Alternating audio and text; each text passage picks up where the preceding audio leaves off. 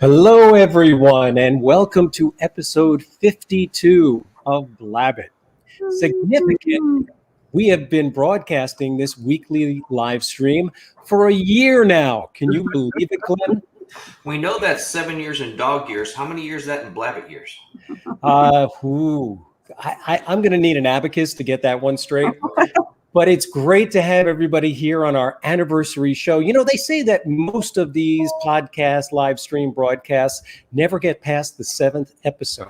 But I don't think we were smart enough to listen to that, Glenn. We just sort of like bulled our way straight ahead. And even when nobody was listening, it didn't matter. You know, we were talking to the world, which is the beauty of the internet. But welcome, everybody. If this is your first or maybe your 52nd time watching Blabbit, we have wonderful experts each week who come on and talk about their area of expertise, and today is absolutely no exception. But I'll start, for those of you watching for the first time, by introducing myself. My name is Paul Geiger. I am a public speaking coach and presentation expert out of New York City, and I work with individuals and organizations to make sure that not only do they have a very clear message, but they're able to deliver it with confidence. Glenn? Hey guys, my name is Glenn Ingram. I've been working in coaching, teaching, mentoring sales for the better part of the last 2 decades, trying to really help people understand that to some people, sales may be a 4-letter word, but relationships aren't. So if you can build relationships, you're no longer offering a product. Elizabeth, thanks for joining us. How are you? I'm doing great. Happy to be here. Great to have you. Tell everybody about yourself. Yeah, tell us what you do. I know you've got a lot of fans, but there might be a few people watching Blabbit who need an update on the Kind Communicator. Yes. So I have been an entrepreneur for 15 years, going on 16 this September. And I started out as a strategic marketing agency. So I worked with entrepreneurs on building their brands, either from scratch, from a white sheet of paper, or for those entrepreneurs in maybe 20, 30 years in that are like, oh, I'm a little bit bored. So I've been consulting leaders for 16 years, and I've recently added coaching onto that platform, and I've been writing books. So I have 6 books based on kind communication, compassionate leadership, emotional intelligence. And I, too, am a public speaking coach. I've curated 17 TEDx events and coached speakers for the stage. So putting events together and coaching the speakers is one of my specialties. I do everything with the spiritual touch and about storytelling. So I am a jack of all trades here. All right. Well, I know Just so that. You know, Paul, we are being broadcast live. John says. Yes, John's son is listening in. Excellent. Thank you, John. Now, we will get to your brand new book, which just came out this week, right? It came out on Monday, if I'm correct. Lead by example. Yeah. We're going to get into that in just a moment. But I have a question that I've been thinking about for a couple of days. And that is, when people come to see me, they want to be simply better communicators. Okay? They just overall want to be a better communicator. What happens? How do people decide that they want to be a kinder communicator? Is it self-motivated, or have they received some sort of a critique that motivates them to reach out to you to be able to, as you say, add that more spiritual touch that we all know just makes things move a lot smoother? What is your experience with that?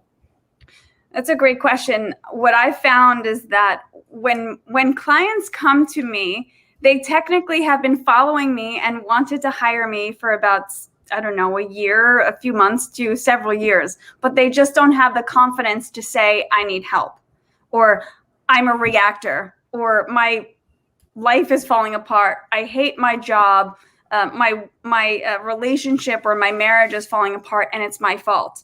You see, because humility is not really a part of this glamorous thing that we have on social media. You know, everyone looks great on the outside, but what's on the inside really matters. So the people that come to me are reactors, and they're frustrated either with their corporate jobs, with their managers, or how to respond to people in a kind way, or they're feeling so stuck in their lives that they actually want a coach or a consulting experience that is personable and 100% customized to their specific needs. Mm-hmm.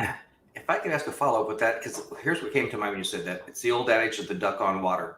Everything looks calm up above, and those feet are just going a million miles an hour.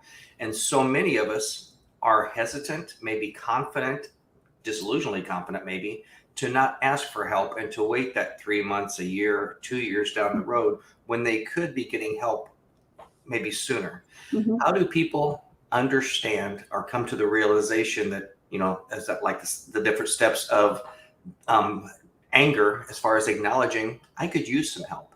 I mean, isn't this a day and time when really we all, to be our best selves, have to have different help, different coaches, different mentors?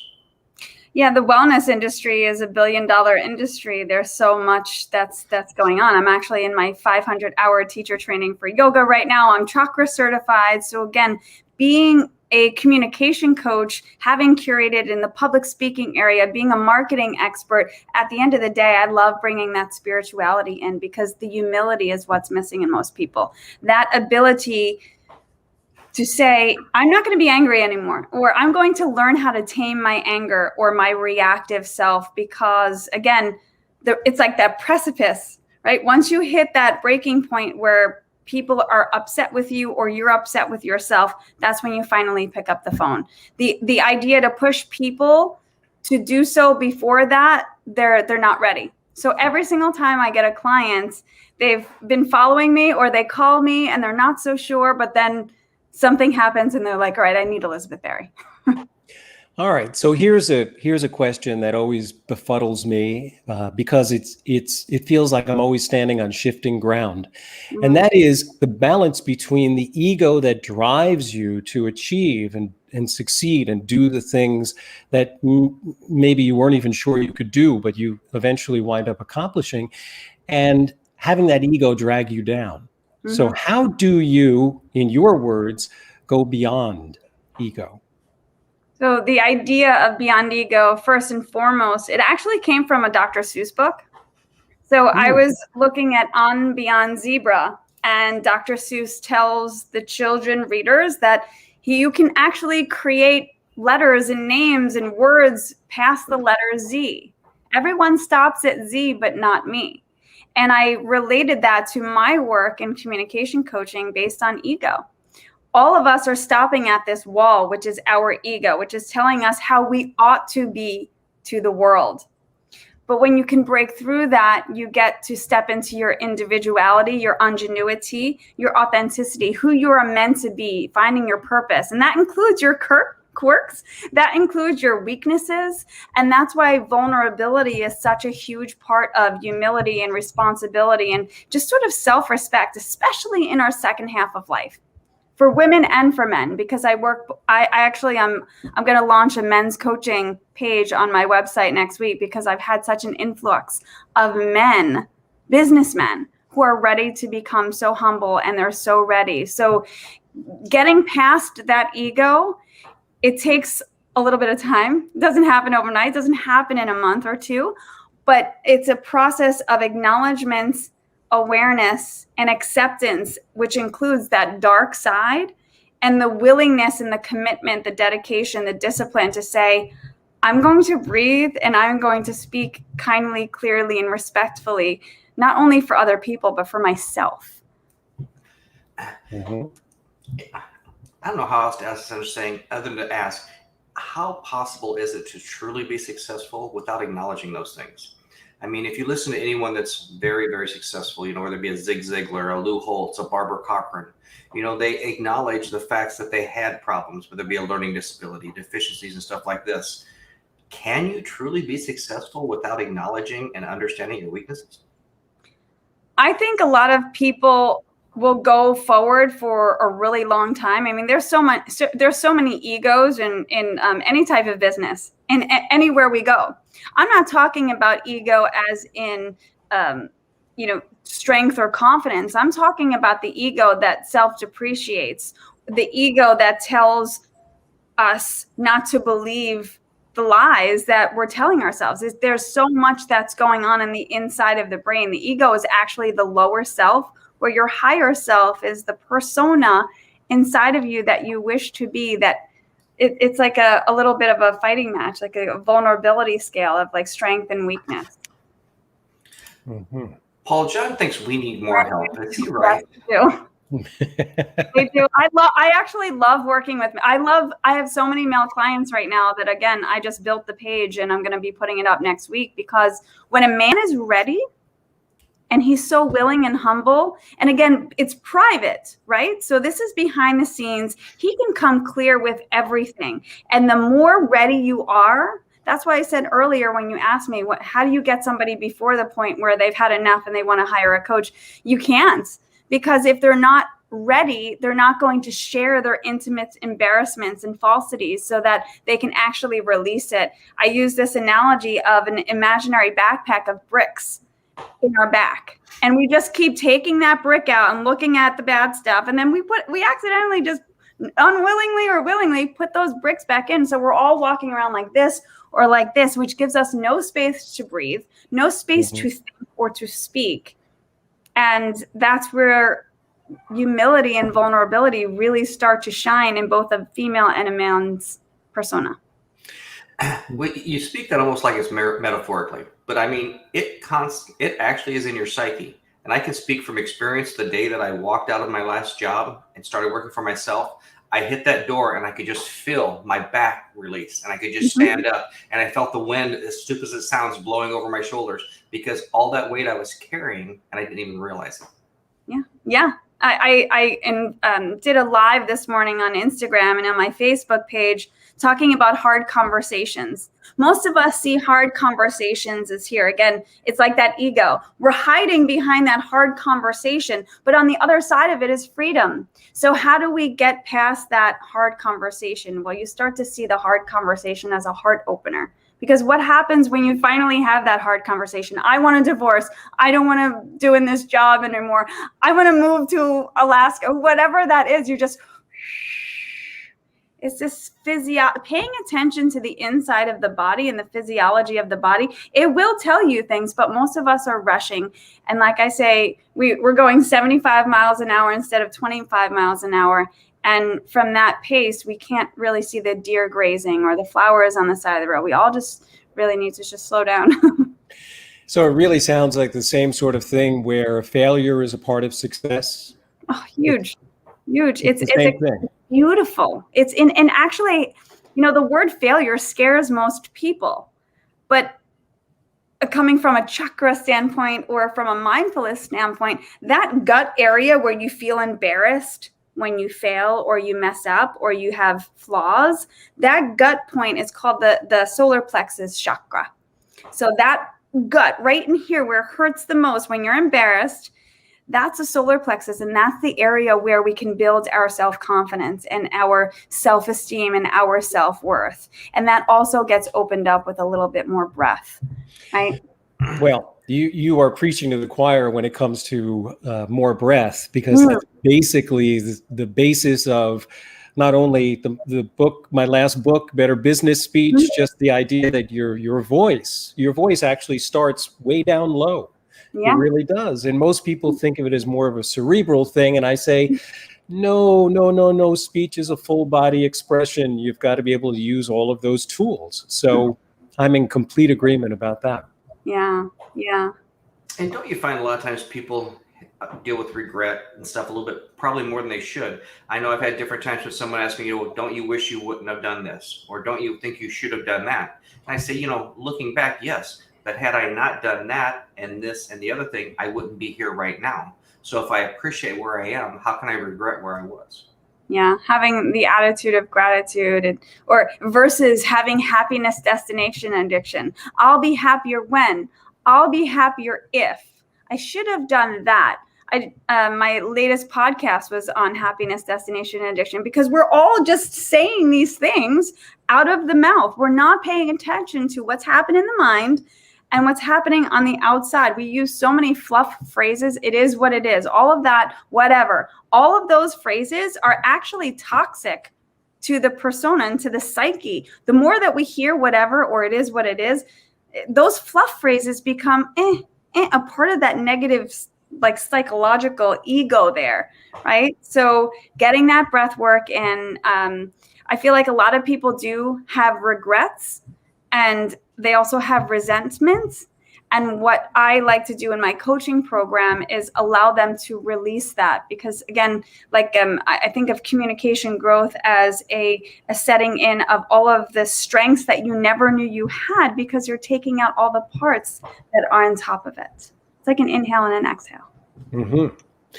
Okay, so let's talk about lead. Oh, we have another guest. Oh, this is Butler. Hi. Hey, Butler. Let's talk about your book, Lead by Example. And I have to admit that just seeing the title without knowing your entire approach, and admittedly, because we deal with so many people in business, I thought that it was a book exclusively for business people. I'm sure that it is, but please tell us how it is applicable to people both in a business sense and also personally.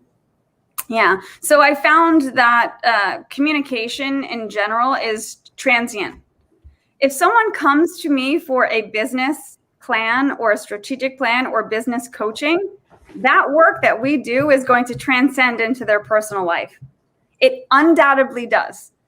If someone comes to me for a personal matter, that undoubtedly gives them more purpose and creativity and passion for their business. So the books that I've been writing based on kind communication, in the beginning, yes, they were about business, but they're all self-developments. And you can't be a great leader unless you like yourself first.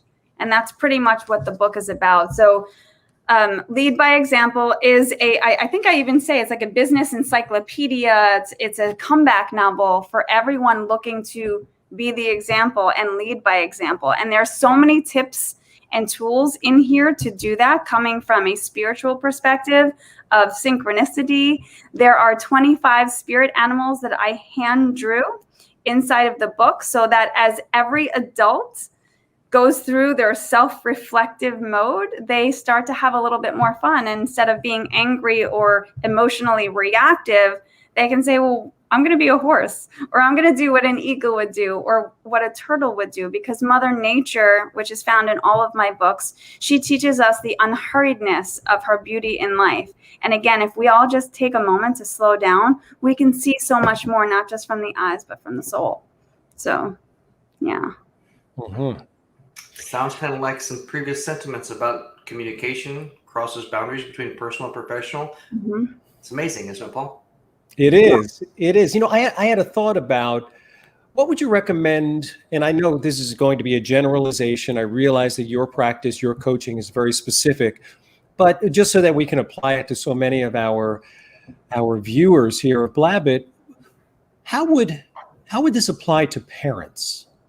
Because the idea of lead by example, aren't parents leaders as well? And don't they, I mean, obviously we learned so many of the patterns that we still possess in our lives from our parents. Mm-hmm. I don't blame them. Mm-hmm. That's the way it happens, osmosis. Yeah.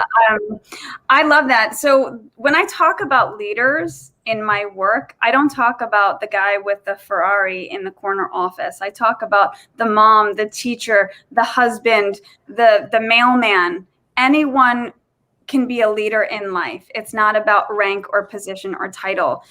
When it comes to parents, for leading by example, the book is based on stillness.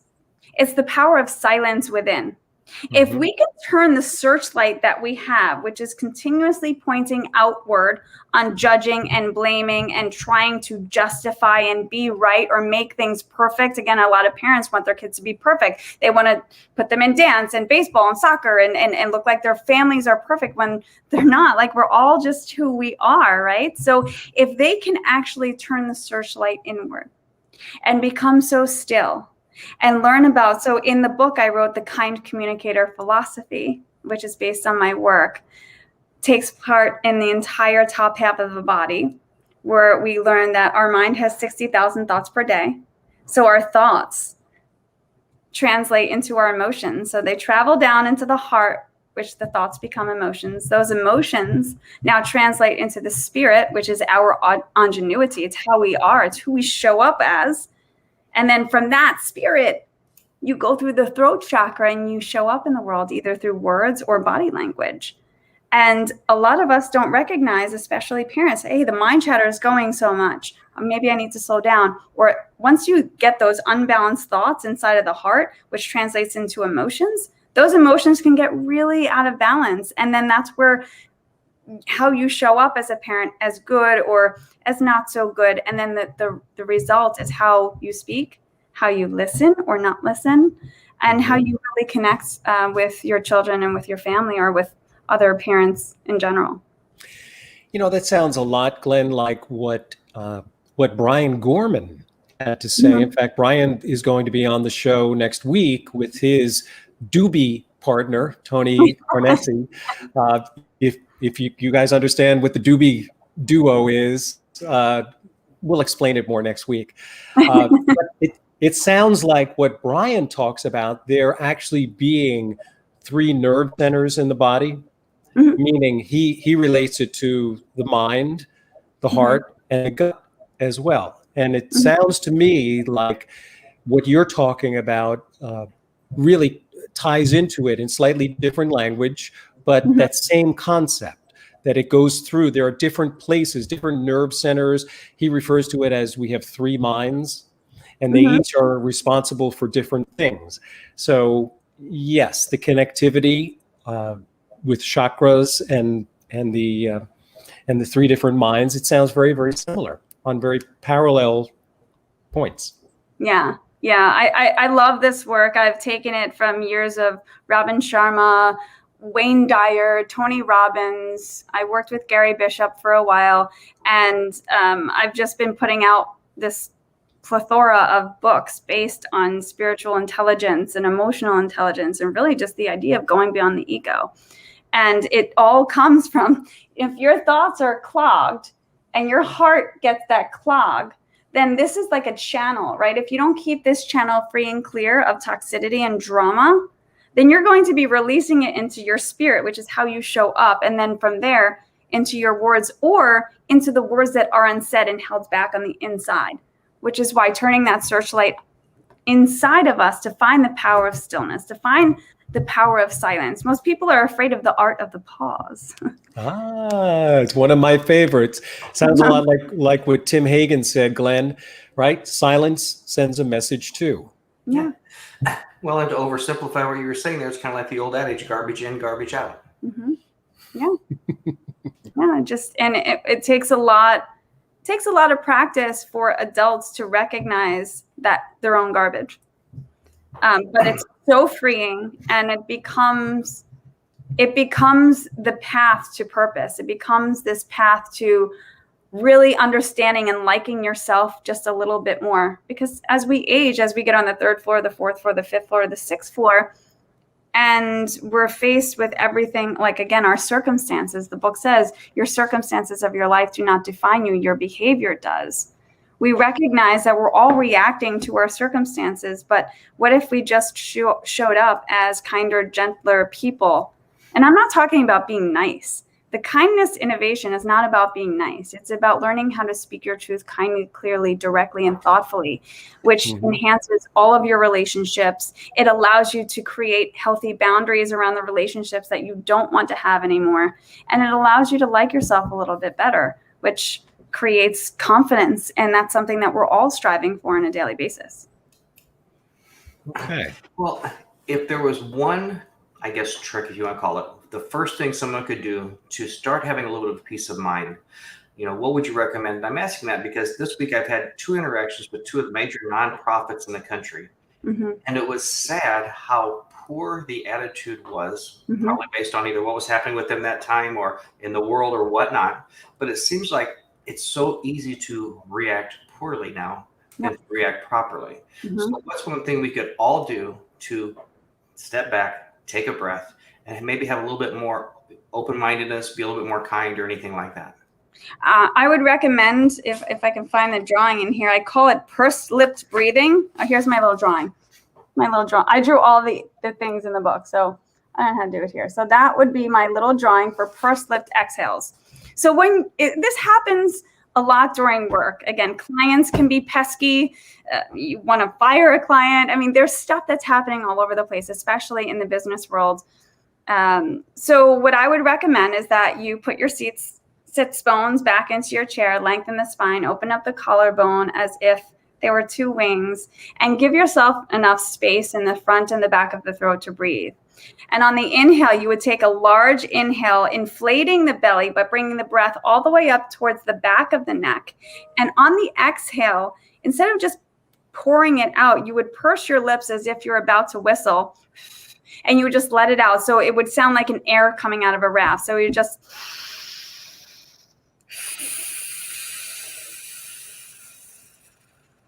And the more that you can breathe like that, and again, it might feel a little silly. So if you have to go in the bathroom or your bedroom and the other room to just do that in the beginning, because you might make a little noise, but it's powerful.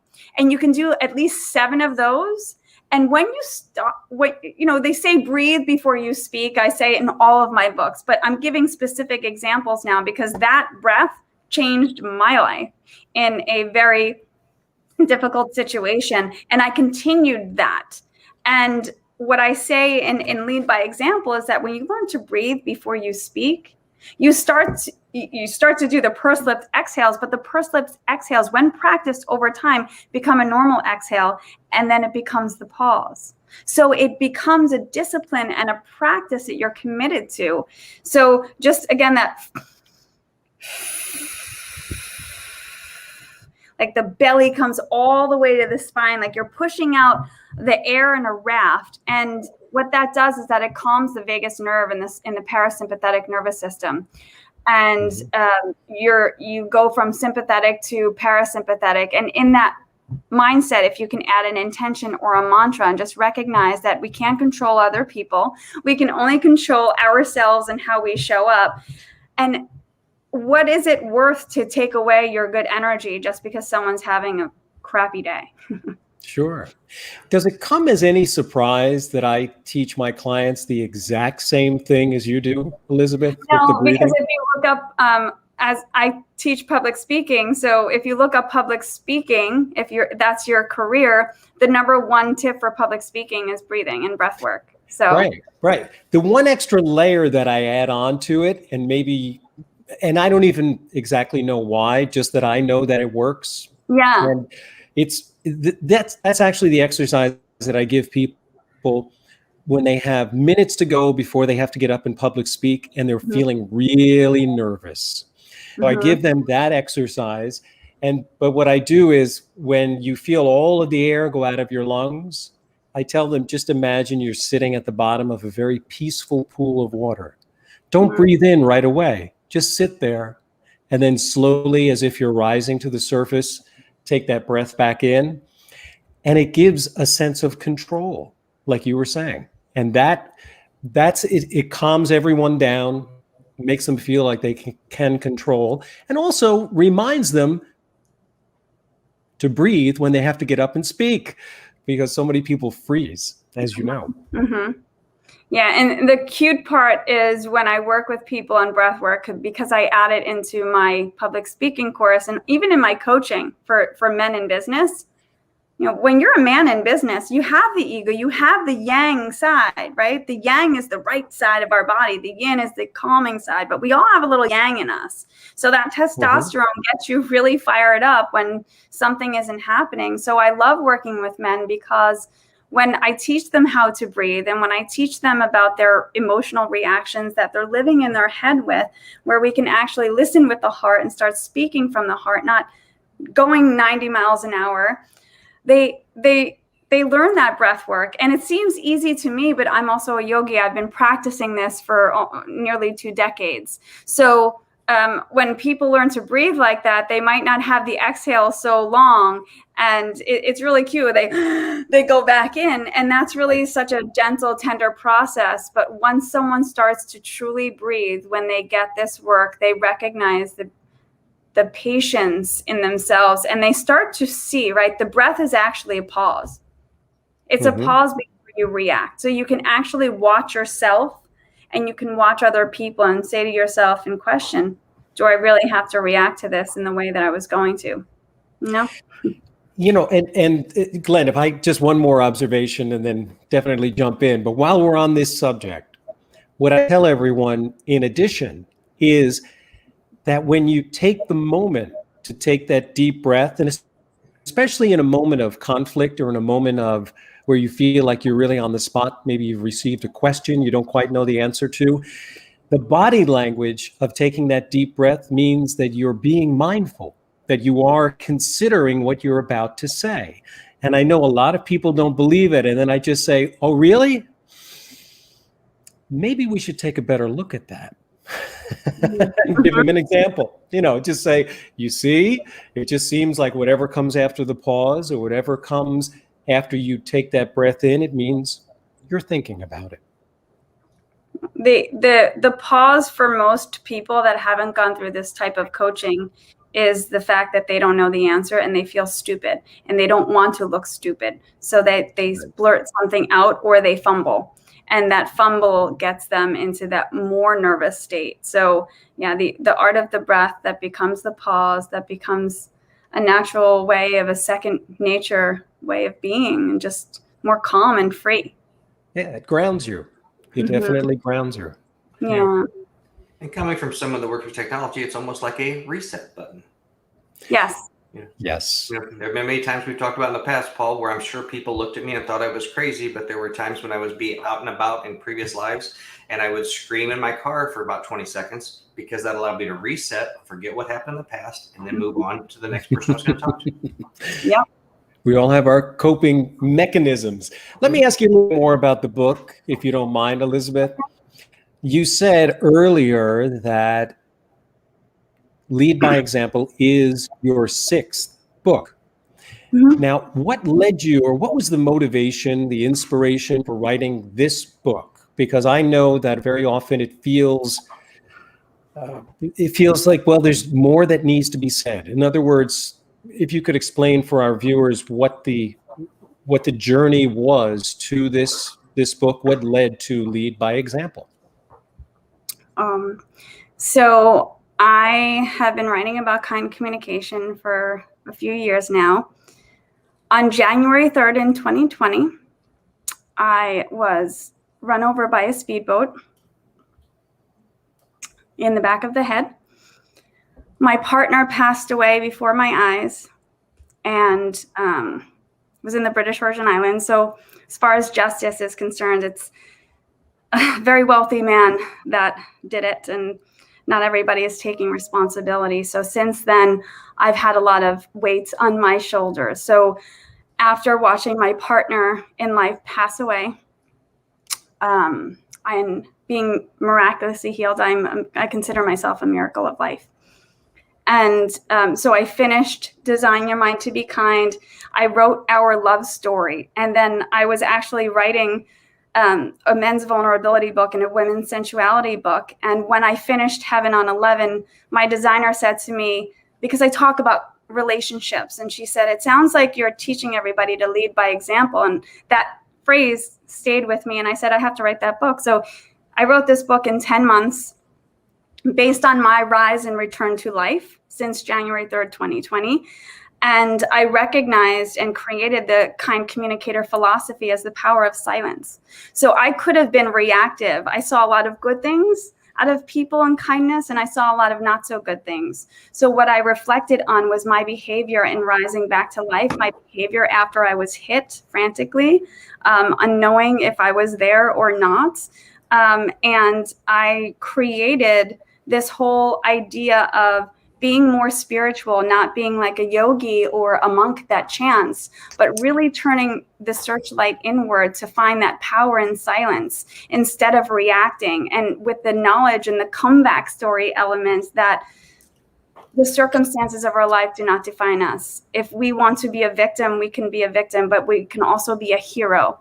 So the book was really written about my rise and return to life and how much I recognize that the work that I've done over the past 3 decades has led me to this place of calm and stillness. And being silent gave me so much wisdom on my return and my rise back to life. So I wanted to share that with people because I know a lot of A lot of people go through challenges, death, tragedy, losing jobs, the current financial situation, whatever that may be. And if I can be an inspiration to everyone else to rise and dust off and get back up, I hope to do that. Wow. That was an unexpected story, but thank you so much for sharing. Yeah. Very powerful. And I know we're going to talk for another 50 or 20 minutes, but it's almost like a mic drop. Yeah.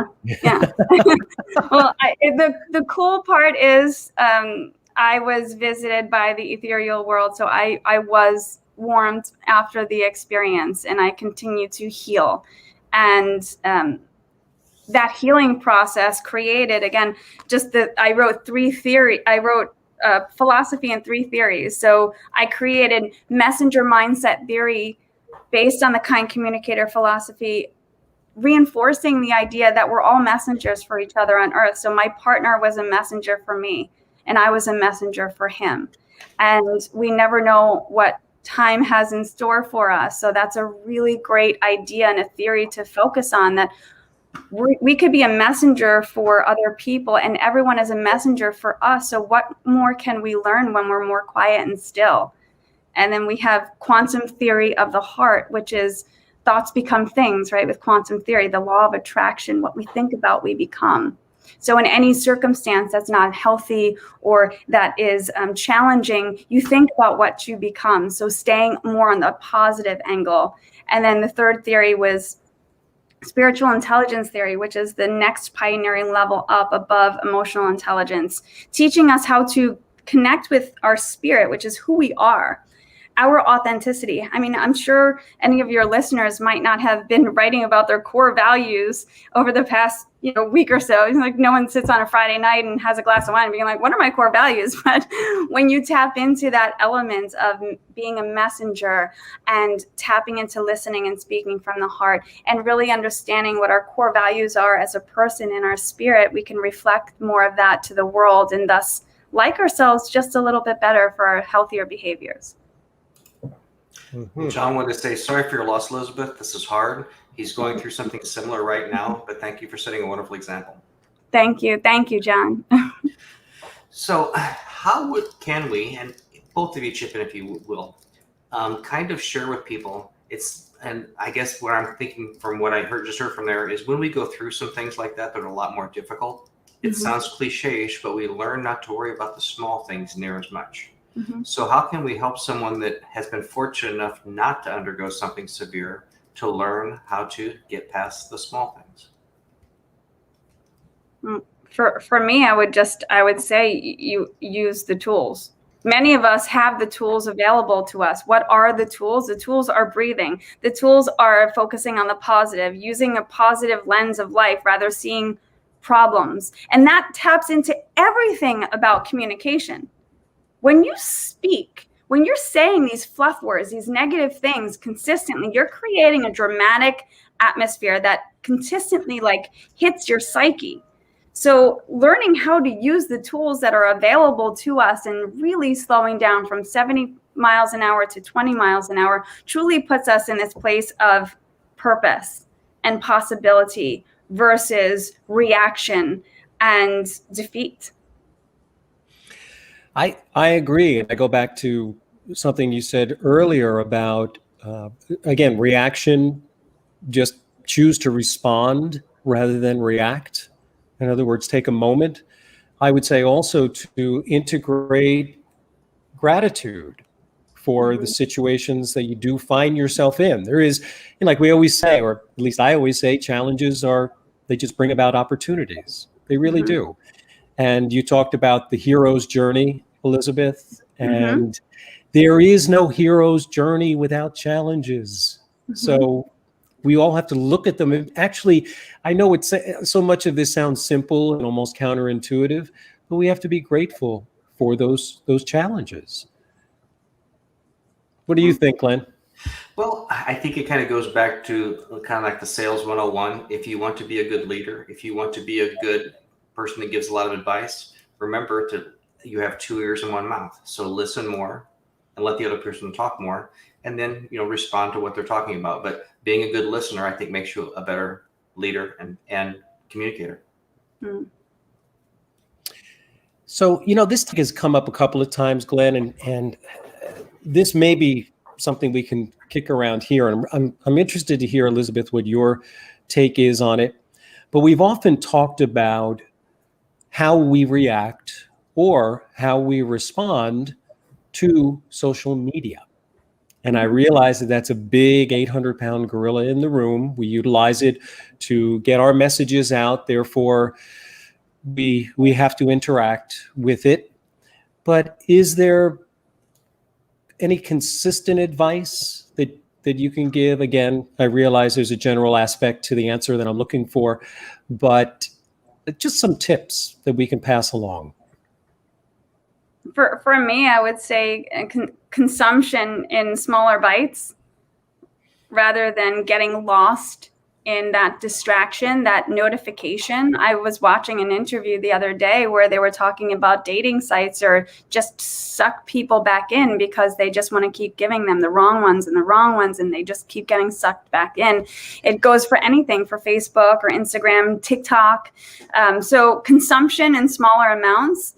And most importantly, when you're seeing something that you don't agree with, the urge to comment or the urge to say something to piss someone off, can you catch yourself? So in my book, Design Your Mind to Be Kind, I have the 3 habits of effective communicators.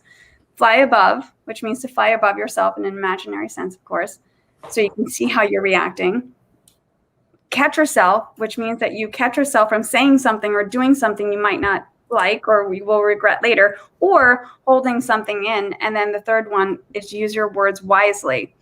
So when you're seeing something that you don't like, be cautious of your reaction, pause and catch yourself, maybe breathe.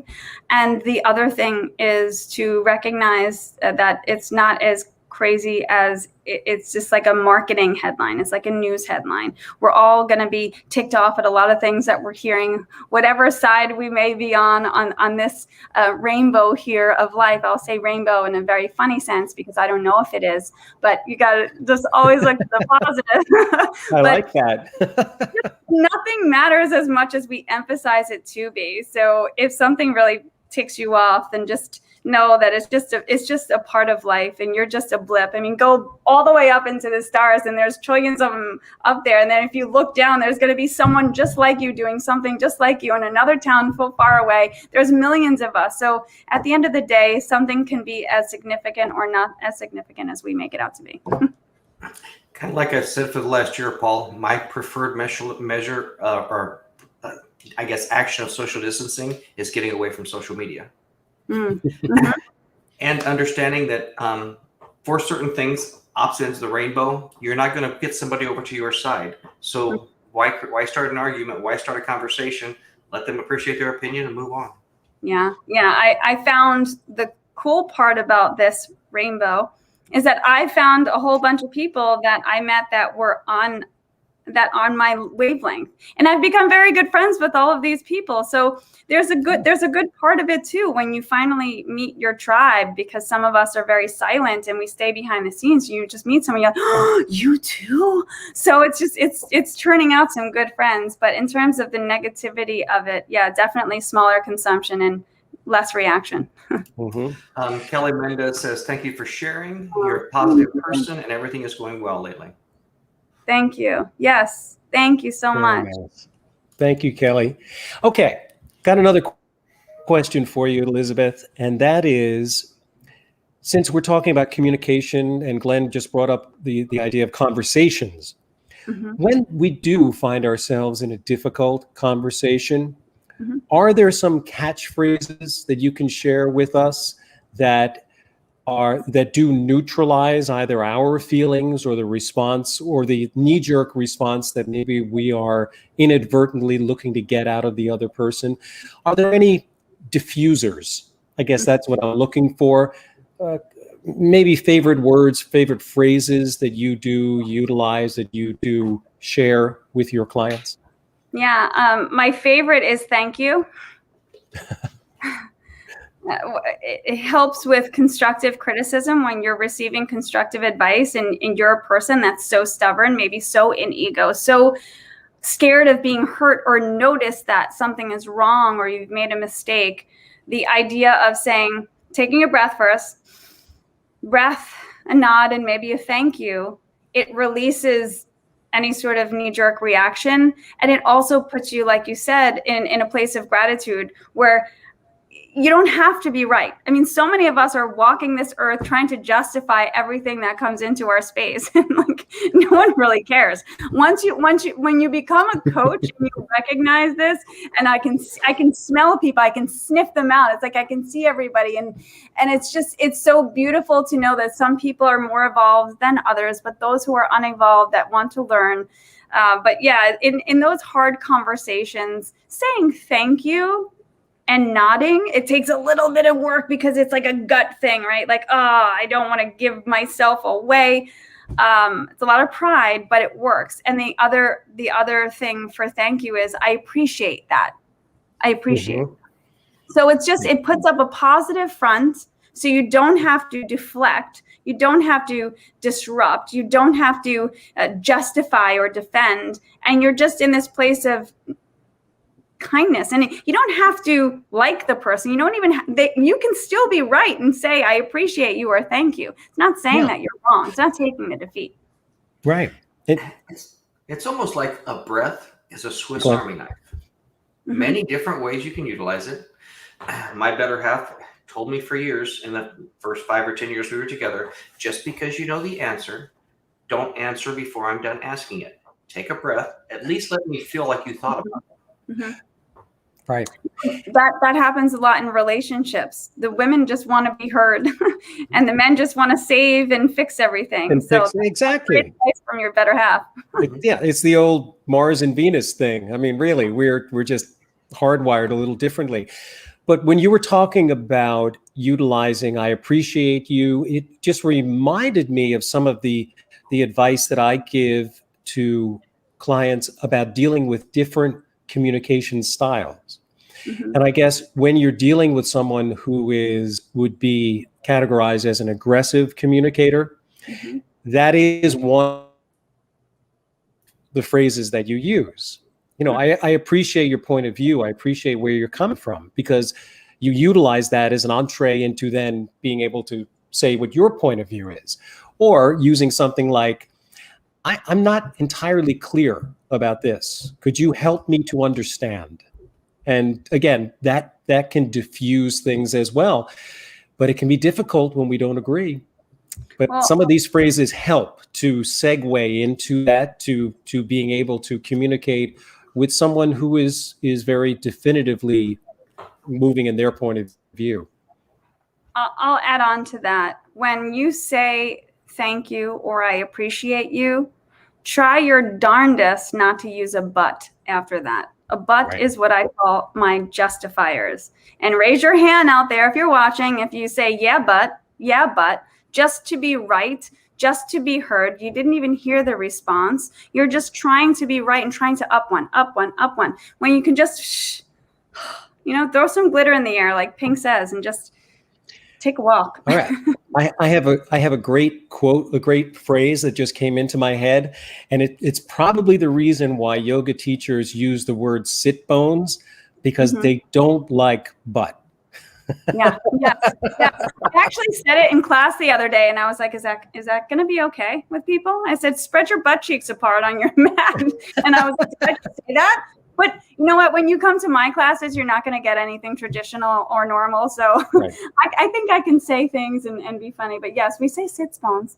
Oh, I don't see it as being inappropriate. I see it as being what you just said. Don't put in the word but. We won't even say the word. Yeah. I like that. You can say glutes. Right. I say glutes.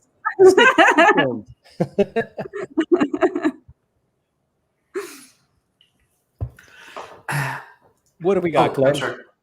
I'm sorry. Were you checking? You're checking responses? No, I was just sitting here listening and enjoying or whatever, and just trying to think what I could say that was PG, and I was writing out things to think about. That's Glenn. I don't think we can say anything anymore. That's Glenn's sense of humor. Well, you know what, Elizabeth? I realized that your book came out on Monday. And we all know that books don't launch just in one day, that they do. It's an ongoing, evolving process. So if someone were watching this and the replay of this, and they or their corporation or their business, they wanted to be in some way involved in the book launch of Lead by Example, what would you offer up as a possibility? Well, I have, the book is for sale at thekindcommunicator.com. You can just click on books. There is a special for 20% off for 2 books because, first of all, it's part of the kindness innovation to gift yourself. Books are a great gift for people. I actually launched the book on Book Lovers Day, National Book Lovers Day, which asks us to step away from social media and open up a book. And we all know someone who needs communication advice or being more confident or strong in the way that we speak. And then I also, for businesses, I'm offering a very discounted, beautiful workshop. It's a 2-hour workshop for small business owners or large corporate brands, doesn't matter. And it's for 5 employees or more.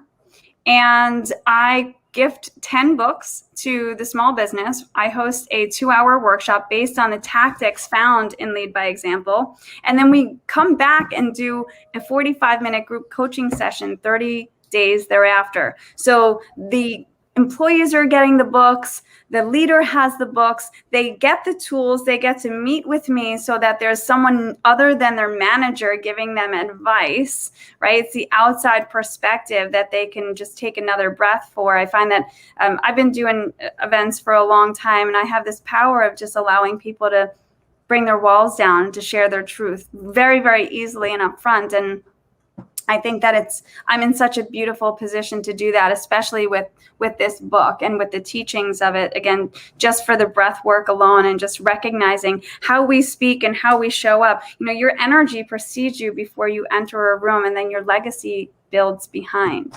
So for business owners, this workshop is super cool. So if you're watching, hit me up. So National Book Day was recently. Yesterday was National S'mores Day. I think we need to find out what we need to do to have a National Blabbit Day, Paul. Yeah. We need to lobby. I know that's another dirty 4-letter word, but we do. We do. So I'm curious. You have assisted several people who have done TEDx talks. Could you maybe give us an example of one of your favorites, or one of what would be an interesting title or a very curious title for a TEDx speech that you worked on? Does any particular speech come to mind? Oh, they all come to mind. I mean, there's hundreds of TED Talks and TEDx talks. I wouldn't tell you about what talk it would be, because that would be playing favorites. However, what I would say is the largest piece of advice from a public speaking angle or a TEDx talk is making the audience the hero, and not making yourself first, not coming from a place of I. You want everyone to walk away thinking that they were the greatest, not you were the greatest. And when you can actually artfully, storytelling wise, engagement wise, influence wise, be that, then you're the one with the cape, and so is every single audience member in there. So what is your advice? And again, this is one public speaking coach to another. What's your advice to people to get them to show up, to really be present in the moment? Because that's so important. As I'm sure you tell your clients, listeners, the audience is so willing to suspend disbelief and believe that you've actually never said these words before, because they want to relate to the fact, that they are hearing it for the first time to the fact that you're saying it for the first time. So what would just be, again, general advice for how do you show up and how do you make it seem like you're being in the moment? The way that I do that with my clients, my process is getting into that coaching sense, that getting into the weaknesses, getting into the things that hold us back, and thinking of in terms of ego and vulnerability. When you can work backwards with someone instead of forcing them to show up and say, go ahead, go do this, go be great on stage, you're going to be great. Remember to be confident, remember to breathe, remember your words. Don't put your hands in your pockets, hold the mic here.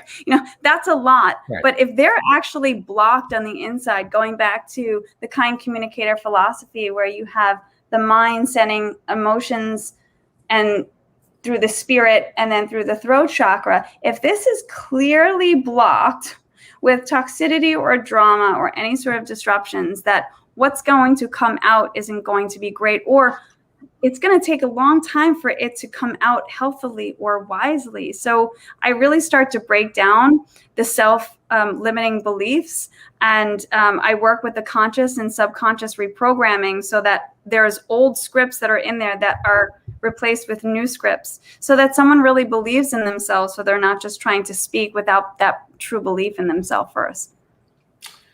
Nice. Awesome. Well, this has been great, Elizabeth. If someone would want to reach out to you for anything, what's the best mode to contact you? Just visit my website and click on any of the buttons. So go to thekindcommunicator.com, and there's a ton of buttons to say, have a virtual coffee with me. Awesome. Nice. Well, thank you. This has been great. We do have another endorsement. John does like National Blabbit Day. Yes, National Bee Day. Most people will think it's birthday, like there's some national birthday, but we'll know it's National Blabbit Day. Yeah. Thank you, Elizabeth, so much. You've been a wonderful guest. Good luck with your 6th book. I don't know if luck is actually a part of it, but well, yes. I am giving people 4-leaf clovers with it. I have a whole stash of 4-leaf clovers.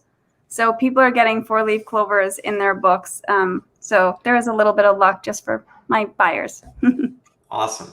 Oh, okay. Wow. How do you like that, Glenn? Sometimes I just step in it. I know. But it's great to have you here, Elizabeth. Yeah, exactly. So everyone, we will see you back here. Thank you so much for participating in our 1-year anniversary show. This has been very special. Thank you. Thanks, guys. See you next week. Bye. Take care, guys.